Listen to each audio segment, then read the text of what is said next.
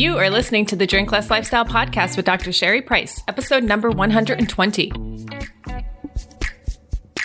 Welcome to Drink Less Lifestyle, a podcast for successful women who want to change their relationship with alcohol. If you want to drink less, feel healthier, and start loving life again, you're in the right place. Please remember that the information in this podcast does not constitute medical advice.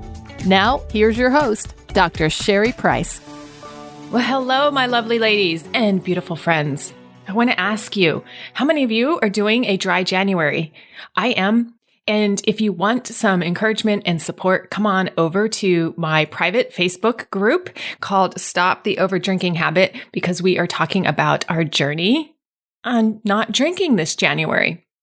So come be a part of the trend and hang out with us and get healthy this year. Change your relationship with drinking for good.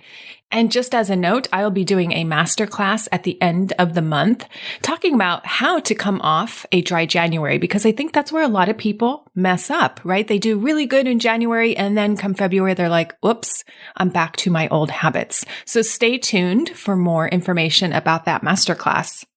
And then I have to ask, have you joined Epic U yet? If not, it's not too late. You know, in Epic U, we focus on drinking and other parts of your life. It's all focused on you. Now, while we're accomplishing the goal of drinking less and how to become a woman who can take it or leave it, we are focusing also on other aspects of your life of why you overdrink, those trigger areas. And all year long, we are focused on getting our biggest goals. So yes, why you learn to take it or leave it with alcohol and drink less, it's typically you have a goal on the other side of that. And so that's the path to your goal. So maybe for some women in the program, and maybe for some of you, it's to lose some weight. And so drinking less and imbibing in less alcohol, less sugar, less toxin is part of the process to losing weight. It's just one part of that process. And for some women, it's to really feel better and have more energy and more vitality. And they know that when they drink a lot, they just feel worse about themselves. They don't have the energy in the morning that they want. And then other things start to spiral out of control. So yes, they want to drink less because that is part of the journey to getting more energy and feeling more vibrant in life. And that's part of that journey. And then they're working on other things that bring them energy and vitality into their lives. So I love listening to all the goals and helping the women get to achieve those. And it really comes down to defining what that looks like and choosing the right process along the way and the right path to get that. So come join us if you're wanting more for your life in 2023. I also want to tell you that I've been bringing in some guest speakers to help us on our individual journeys. So last month, we had a grief expert come and talk to us about how to handle grief, the many misconceptions that are held around grief, some of the outdated principles that we haven't really cleaned up since the 1970s, since they were discovered, but later research has shown that that's not actually factual. And on this call, some of the women were coached, and it was very, very powerful. And I brought in this guest speaker because I knew some of the ladies were really having a hard time with managing their grief and their loss, and they just wanted to use alcohol to numb that pain. So since that was the root cause of their drinking, I wanted to bring in somebody who is an expert in this area to help them alleviate that and really integrate that grief into their life, as this guest speaker had spoke about. Because when you're able to integrate that into your life, that's when you can move forward. And that's the process of post-traumatic growth. So we really had a meaningful discussion around that, which helped the ladies really move beyond some of the pain that they were feeling. So for this month, I have a guest speaker coming in who's a female fitness expert, and she's going to join us and talk about what exercises are important for each decade as we age. So we're going to talk about doing the right exercise for the right period of time that our body is in, because a lot of us have been trained to think it's cardio all the time. And that's not ideal for our aging bodies. And so she's going to be focusing on what moves we can do, particularly around our posture. Because as many people look down on their phones, or they're hunched over working at their computers, or they're not doing these exercises, we can kind of look like a cane as we go throughout life, right? We start hunching and hunching and hunching, and our posture gets really affected, which can throw our rest of our body out of alignment. So she'll be joining us next week. So I encourage you to come take advantage of these trainings. And if you even want to watch the grief call, that is in the replays section when you join Epic You.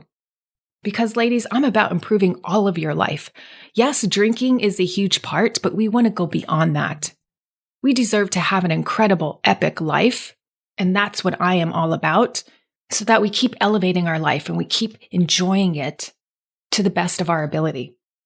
And if you're a member of Epic You, you know that I recently launched and added in an Epic You VIP component. The ladies are so excited about it. I'm so excited about it. So yes, we are doing all new things in the new year because it's fun.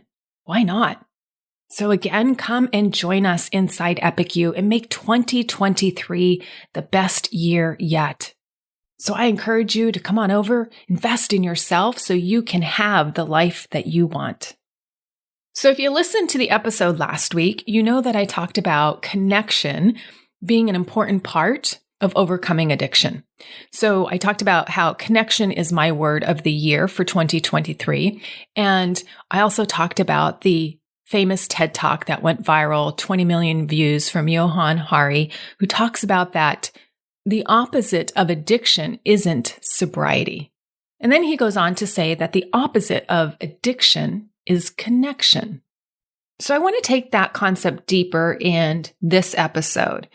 So when we are connected with people, right? Just being connected, right? What does that look like in your mind? It's like you're hanging out with people who get us and we feel like we belong. We have our tribe, and they oftentimes, the people we hang out with, not always, but a lot of times, they may think like us, or they may have similar views or a similar approach to living their life. Or we're connected to them because we enjoy their company and we enjoy the conversation that ensues whenever we get together with them. And so people want to feel connected, right? That is a human need. It's not only a human desire, it's really a human need. And if you think about it, that's a big part, a huge part of a 12-step recovery program, right? They often encourage you to keep coming to meetings daily, several times a day if you need, right? Because you want to be around others who have walked your journey, who understand how hard it is, how much this addiction has gripped your life. And you want to hang out with people who have gotten to the other side, right? That you could see hope. You have faith that you could be one of those, that you can overcome this addiction. And that's what they want for their lives, right? The addiction, it gets to a point where it causes so much pain that you're just done with it. And I remember hearing from someone like pain is really a motivating factor for a lot of people. When the pain gets so great, we're willing to take the action to get change. Now, it's the same reason women hear this podcast or see my website and they want to work with me. They see that I've been once at their place in life, right, where they are finding that cutting back is quite hard. They can't do it on their own. And they resonate with my story. And then they want to work with me because they know I won't judge them. I've been there, and they want to get to the place that I'm at now. So yes, connection is important and it's vital. Because here's the thing I want you to hear. We can't always help ourselves. We can't. And I talk a lot about this because I don't know if it really sinks in. Like we hear it, we know it, we're like, yeah, I get that. But does it really sink in for you, right? Especially if you're still in the throes of addiction or this problem of overdrinking. We see it in other facets of our life. We see a doctor when something goes wrong with our body or we have all these symptoms and we're not feeling well and we want to figure it out. So we go to somebody who's trained to figure out these symptoms of the body. So we go to the doctor. When we have problems with our teeth, when we have toothache or decay or pain, or one falls out or a crown falls off, we can't do and fix that, right? We have to go to somebody who has the expertise, somebody who has the knowledge, somebody who has the utensils and devices and the drills and the glue and all of that, right, to help put our teeth back together again. I know I have a financial planner, right? I'm not so good with how to diversify my portfolio and my money to make it grow, to get a great return on investment. I just don't have that knowledge and expertise, nor do I want to do that. So I'm glad to find somebody who that's their level of expertise and who can help me. And when I was selling my last company, I wanted out. And I wanted to break it off. I did not know all the rules and the regulations, so I got a lawyer to help me with that process. And thank goodness for lawyers who can understand the law and see how we could be both treated fairly, and we can end a partnership that's no longer where I want to be. I didn't want to be a part of that business any longer. Some people don't want to be a part of their marriage any longer, so they see a divorce lawyer, right? So there are these people who have the expertise and the knowledge that can help us. Skilled professionals when we need it, when our car is broken, right? Thank God there's a mechanic that can fix my car because I don't have that knowledge. Because as humans, we can't possibly know everything about everything. So we are meant to rely on others. Do you see this? Clearly, we are meant to rely on others. We are meant for connection, right? That's part of connection, relying on others or turning to others to help us. And I just want to tell you that humans really enjoy helping people. Do you enjoy helping people? I bet you do. I love helping people. I love helping my husband. I love helping my daughter. I love helping my clients. I love helping people. Actually, it reminds me of a story. I always say to my family, I like to feel useful. And for me, that's helping somebody, right? To feel useful, that I have skills and that I matter and that I have a purpose here. And I laugh because when I was reading Thomas the Train, my daughter was really into trains, really into those books. And I think we had every Thomas the Train character. She put together train sets and they would just go around the kitchen, and she loved trains. And I remember reading those books to her at night, and sometimes I would cry reading them. And she'd look at me super confused, and she goes, "Mommy, it's okay. They always have a happy ending." And that you don't really need to cry. And I said, I know, honey, but it's just so touching to me when I read these books. And I remember those dirty diesels, right? They always were disgruntled. They always had these bad attitudes. They never wanted to help the useful engines. They just were the dirty diesels. Then they would always cause chaos in the books. But she was right. They always ended happily. But the reason I would cry reading those is because Thomas would want to feel like a useful engine. And I used to cry because I remember relating to that so much, right? I just want to be useful. I want to feel like I matter. I want to feel purposeful in my life. And so I would tell her, Mommy wants to feel like a useful engine too. And I'll tell you, when I don't feel like a useful engine, it's not a good feeling to me. I can clearly see one area of my life where I really don't feel like a useful engine, and it bothers me. When we go camping, and my form of camping is with an RV, so many people would call that glamping. I don't know how to do the hookups, and I don't know how to do all the things, and everything breaks down and stores nicely. And when I look at it, I don't understand how to make it pop up or make it useful. And so I tell my friends when we go camping, I said, I need to feel like a useful engine. Please, somebody give me something.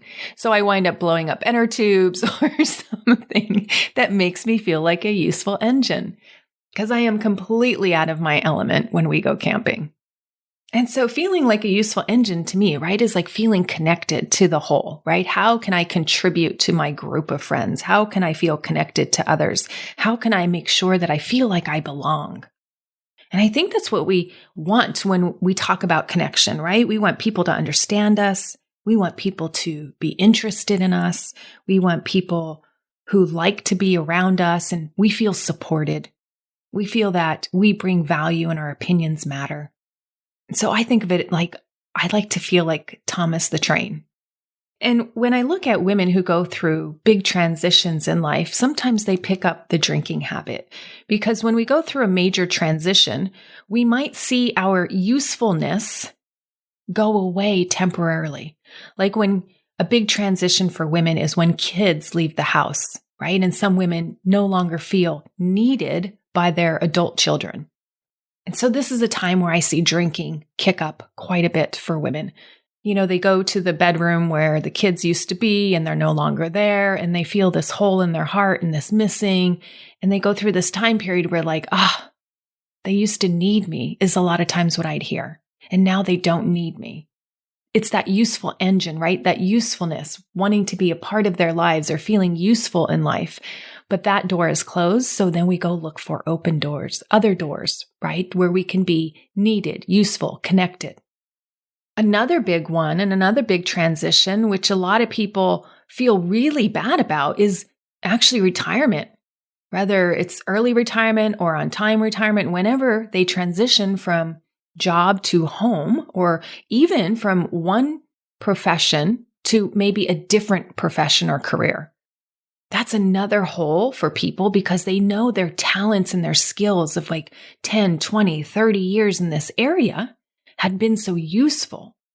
They got accolades, they got praise. And now if they walk away from that to not work, or maybe do another form of work where maybe they don't have the skill set yet, they haven't learned the new roles, that's another time people really can rely on drinking to numb out, right? Because they're not feeling that usefulness. They're not feeling like they're contributing, which I think is a form of connection.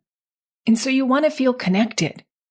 And sometimes we have to create that connection, right? We have to look for those opportunities of how we can feel connected, how we can stay with people who understand us.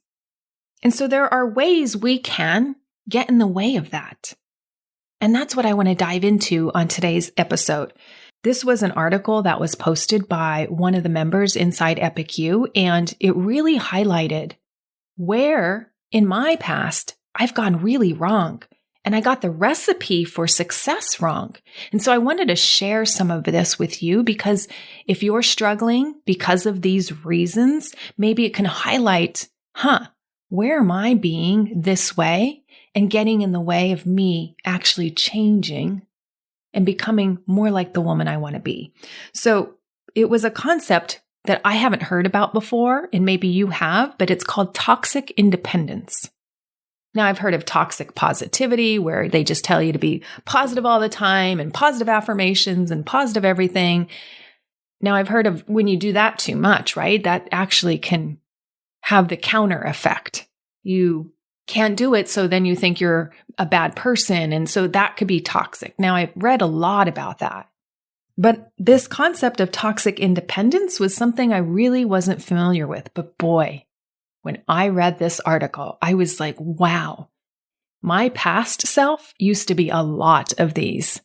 And I've been doing the work over years to relinquish a lot of that and change. And I'm so glad I have.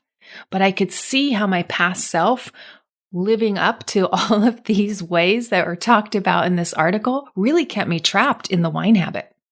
It really kept me drinking. So I want to see if you are having any of these symptoms of toxic independence. And if so, could that be the reason that you're not able to break this drinking habit? So I'm not going to read them in order of the article, and I'm not going to read all of them from the article. I'm just going to point out a few that I think will resonate with most people that would listen to this podcast. So number one, you're an extreme perfectionist and extremely self-critical. Wow. That one right there, I stopped and I was like, oof, that is so me. That used to be so much worse in my past self than I am today. I've learned to lessen up and tame that inner critic and less of a perfectionist. And I call myself a recovering perfectionist. But man, back in the day, oh yeah, perfection all the way, self-critical all the way. And I actually used to think that was what was driving me to do better. And it wasn't.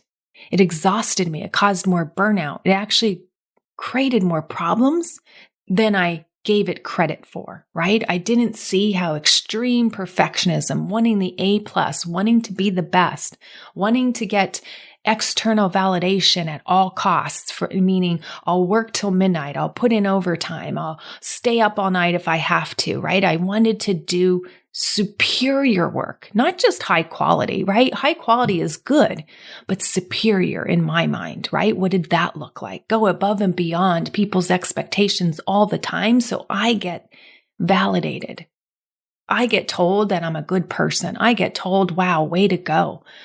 But my health would suffer. My sleep would suffer. My stress levels would increase. And of course, I'd rely on substances outside of me to make me be able to handle that, right? So numerous amounts of caffeine to the point, I'd get jittery. And to the point I'd burn out my receptors that I could drink a pot of coffee right before bed and my body wouldn't even recognize it. It would still go to sleep because that's how exhausted I was. I remember doing this in my residencies and wanting my preceptors to say, oh my gosh, you're going to be a great pharmacist. This is great. Oh my gosh, this is the best paper I've ever read, or that's the best presentation you ever gave, or whatever it was. I was always looking to be super. And boy, if I got any negative comments, I didn't even hear the good ones. They could have said 25 good comments, but I only focused on that one negative one. I remember being in academia when I was on faculty and I wanted to be the faculty member of the year. I wanted to be liked by all the students and I'd read all those evaluations. And yes, 98% of them would be good, but man, there was a comment or two. I couldn't even look at all the other positive comments. I just look at these one or two where somebody just ripped me apart. And that wouldn't just eat at me for a day. That would eat at me for weeks. I couldn't handle it. It was crazy. It's like I needed to be extremely perfect. I needed for everybody to have a positive opinion of me. And we talk about this inside of Epic You, right? Like I use the quote that I learned from my coach, like you could be the best peach, but there are some people that just don't like peaches. And I'm like, wow, yeah, I'm doing my best. I'm trying my best. And there are just sometimes the way I lecture or my grading policy or my syllabus or something is just not going to mesh with everybody who's come through my course. And yet I still didn't see it when I was in it, right? It wasn't until I learned these tools with life coaching that, I can see where I'm holding myself back from being the best version of myself. Meaning that comment, sure, I can learn from it, but then learn to move on from it, learn to grow from it, not learn to be a coward and be crushed by it and have it follow you for weeks on end. And I didn't have that skill set. Nobody taught me how to do that. Nobody taught me how to manage my brain back in the day. I just thought I needed to strive harder, which we all know is exhausting and leads to burnout. And really, you don't enjoy life. You stop enjoying things, right? You enjoy your profession less. And so not only needing caffeine, right? Then you need alcohol to cause you to get sleepy, to go to bed because your brain is overactive and it keeps thinking about the presentation or how you're going to measure up at work the next day, right? All the things. So then I needed alcohol to douse my brain to get it to sleep. All right, the next one, you take on too much responsibility. I see this a lot with moms, right? They take on the emotional responsibility of the household, the emotional responsibility of their kids, the academic responsibility of their kids. They start futurizing and saying how, at 9 or 10, their kids aren't going to make it at 18, like I used to do with my little one, right? So all of this responsibility, make sure everybody's happy around the holidays, make sure everything goes well, right? For other people. So we start taking on so much responsibility that really isn't ours. And the things that we should be responsible for, like our health, our sleep, our exercise, how much we drink or don't drink, what we eat or don't eat, right? We're too exhausted because we've been managing other people's responsibility. And we're not focusing on, hey, what am I responsible for myself? And if we run out of time or we have these limiting beliefs that we don't have enough time or we can't do it all and all of that, it's just showing that we are blaming. Right? We're blaming time. We're blaming other people. We're blaming needy family members. And it's really not. It's us taking on too much responsibility And when we take on too much responsibility, oh my gosh, the weight of the world can feel like it's on your shoulders. And so how do you relieve that weight of the world? You drink. You eat sugar. You hit the pantry. You hit the ice cream. And so I wasn't seeing where I was taking on so much responsibility that really wasn't mine. Which leads into the next one. Delegating tasks isn't your thing, right? You're just like, no, I can do that. And I want to do that. You know why I want to do that? Because if I give it to somebody else, they won't do it right. I see this a lot in relationships, right? Oh, if I give that activity or that responsibility to my son or my daughter or my spouse, they're not going to do it to my standards. Then it's like, okay, if they don't do it to your standards, maybe it takes practice for them to be able to do it a couple of times. And then eventually they might reach your standard. But they'll never reach it if you never delegate it. And then you're left taking on more and more responsibility than what you really need to do. Like when my 12-year-old cleans up the kitchen and she does dishes because I have to teach her to be responsible as an adult when she leaves the house. So she has these chores to do. Yes, there are going to be a few dishes that I'm going to uncover and be like, there's a spot. Oh, there's still some gravy stuck to that dish. And instead of getting mad about it, I'll just do the dishes. Now I'm doing 5% of the dishes instead of 100%. But if you're extreme perfectionist, you'd be calling them down. Look at this spot. You need to clean it. Yeah, I might point it out to her, but it's not devastating. It's not life-threatening. There's no reason to criticize somebody. It's just to say, hey, there's a spot on the dish. And maybe you don't even need to say it because when I'm there putting them away, right there when she's cleaning them, she'll see if I put it right back in the sink. She'll be like, why are you putting that back in the sink? I cleaned it. And I said, oh, well, there's a spot right there. I'm not criticizing her. Just pointing out that there's a certain standard for clean dishes in the house, and that one didn't meet the standard. We're just going to try again. There's nothing wrong with trying again.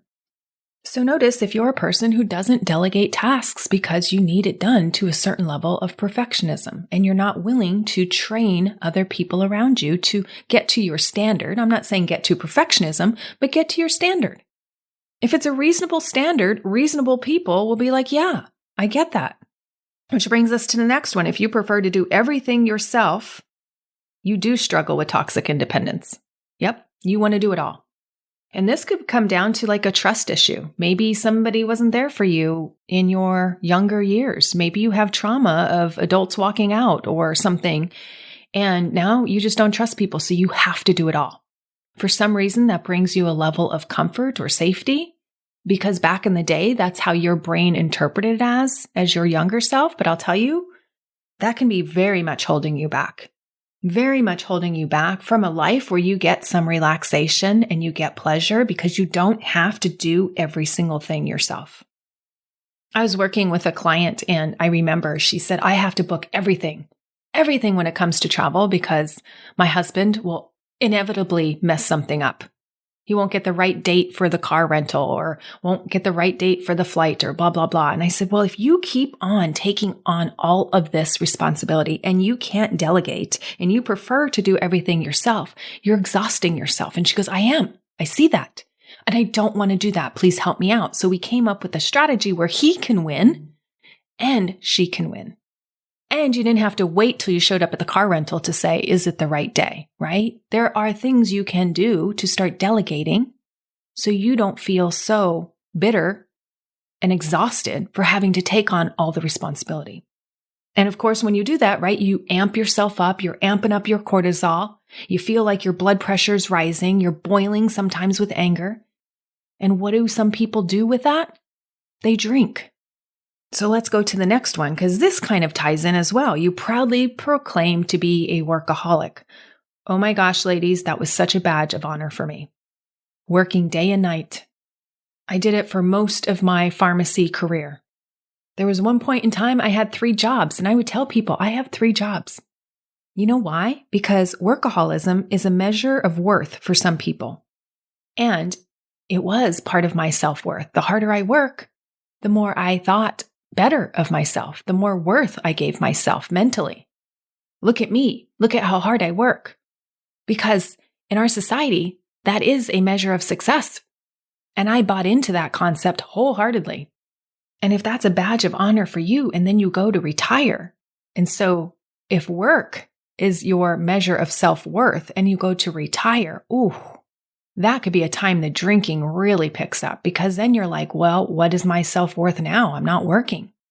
And you have plenty of self-worth, plenty outside of your job.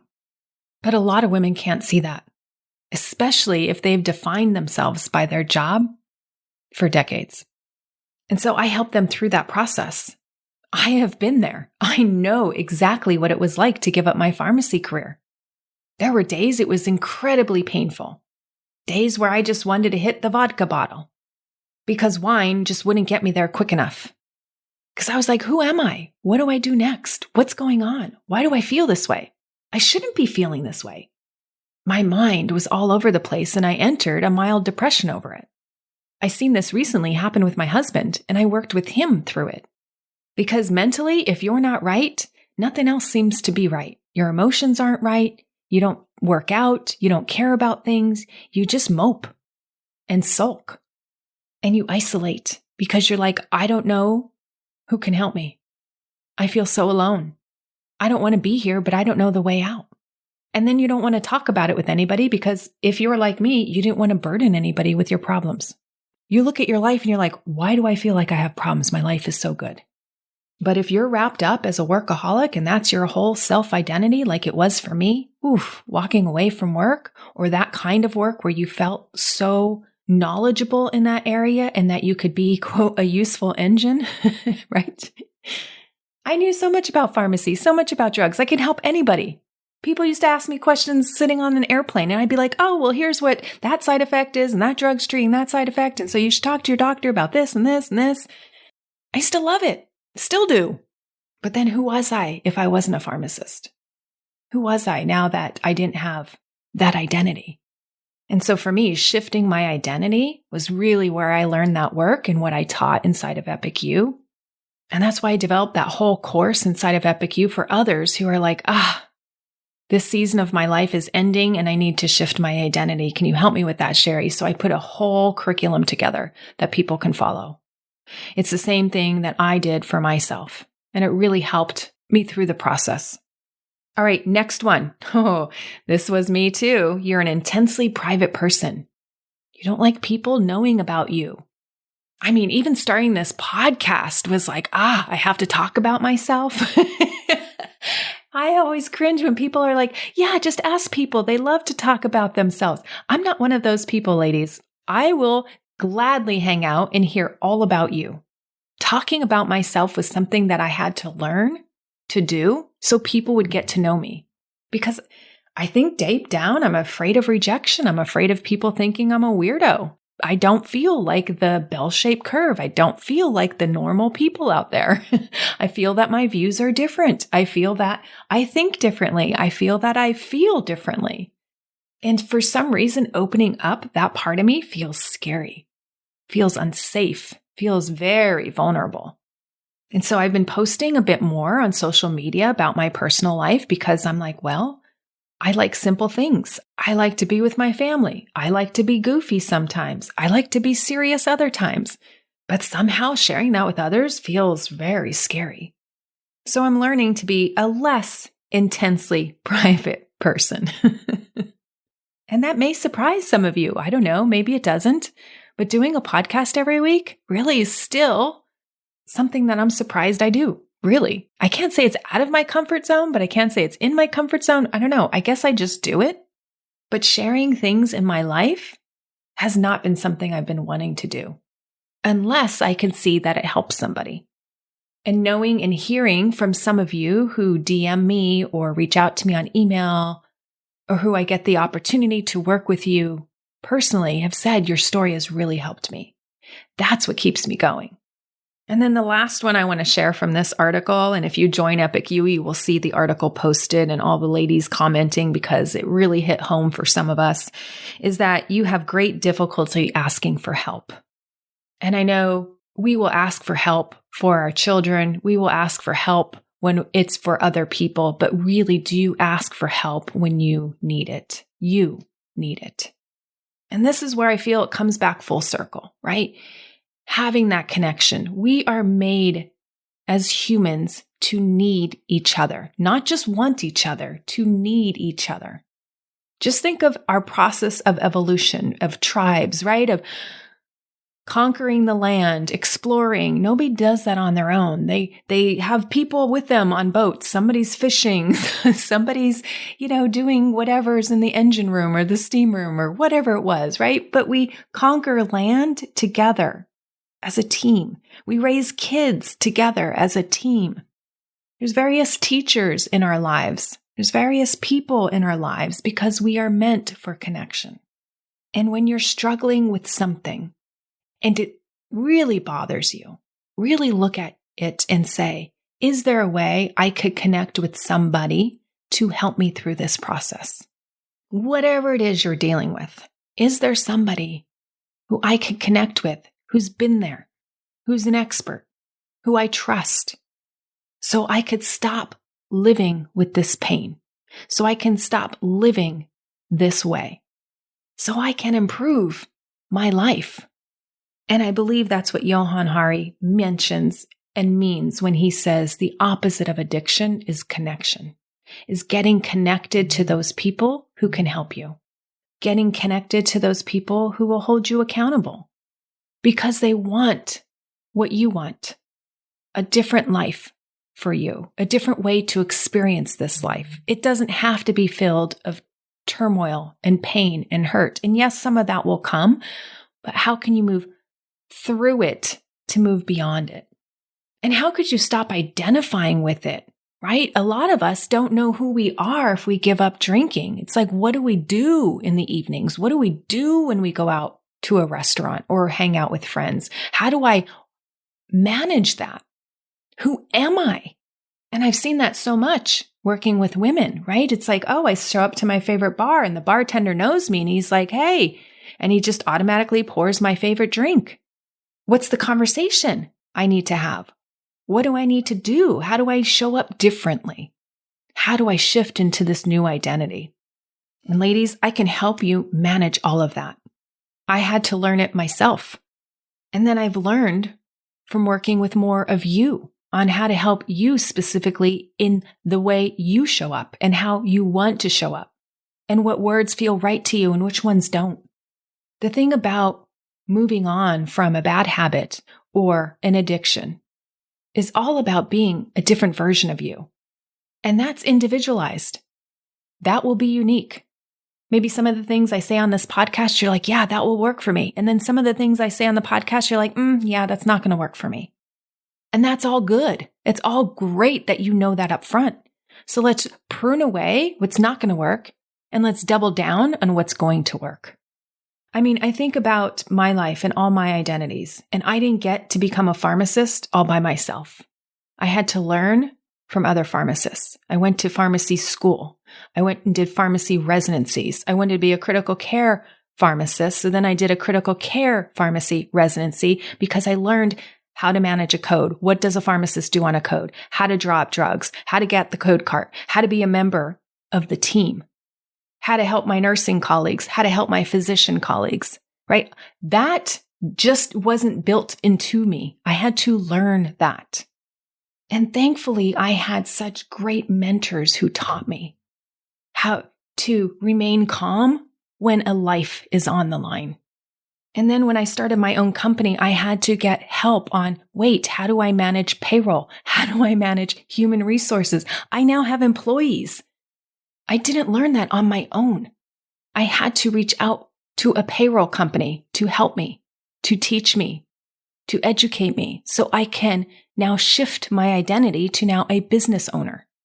So whatever job you do in life, you're learning it along the way. And if you're a mother, you know this very well, right? Your kid comes into this world and you're like, I don't know how to do this one. So it's just, we're given these opportunities to learn and to grow. And sometimes it comes with asking for help. So ladies, if you want to get connected, you want to feel heard, understood, you want to know that somebody's been through your journey and you want to drink less, come on, join us inside of Epic You. We all know inside of the program how lonely it can feel, how isolating it can feel, and how defeating it can feel when you keep doing something over and over again that you really don't want to be doing. And I know it can be difficult to ask for help. And I know it can be a little scary. But when you see others go through the same process as you, your fear starts to drip away. And you become more confident because you're more connected and you see how things can be different. And so if you're wanting them to be different for you in 2023, come join us. And hey, if it's not our group, find a group. Find a way to get connected. Find a way to learn how to get over this once and for all.